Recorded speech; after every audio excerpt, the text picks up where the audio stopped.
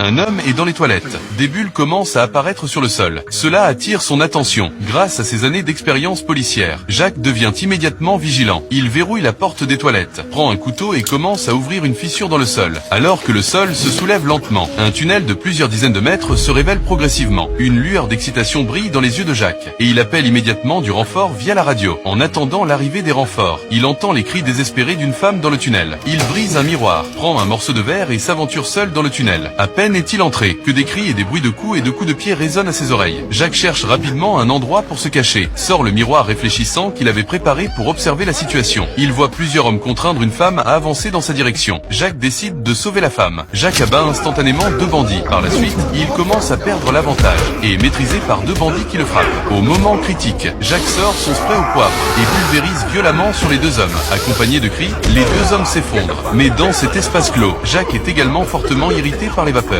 Cette fois, Jacques est tombé sur une affaire majeure de traite d'êtres humains et de drogue. Mais la première chose que son supérieur lui dit, ce n'est pas pour le féliciter, mais pour le blâmer de s'être aventuré seul. Jacques propose de continuer l'enquête dans le tunnel, mais son supérieur refuse catégoriquement. C'était la dernière fois que Jacques portait son uniforme. Aujourd'hui, il prend sa retraite. Il se sent avoir perdu son objectif dans la vie. Ensuite, il conduit jusqu'à un petit restaurant en ville. Quelques membres de la mafia entrent, commandent à manger et veulent partir sans payer. Le policier ne peut pas rester indifférent et les rappelle à l'ordre. Les membres de la mafia n'ont d'autre choix que de payer. Le soir, Jacques rentre chez lui en voiture. C'est la serveuse qui avait été emmenée par les membres de la mafia dans la journée. Elle dit qu'elle est enceinte de l'enfant du fils d'un chef de la mafia et demande à Jacques de l'emmener aux États-Unis. Pour le bien de son enfant, elle veut se libérer du fils du chef de la mafia. Jacques va-t-il aider la jeune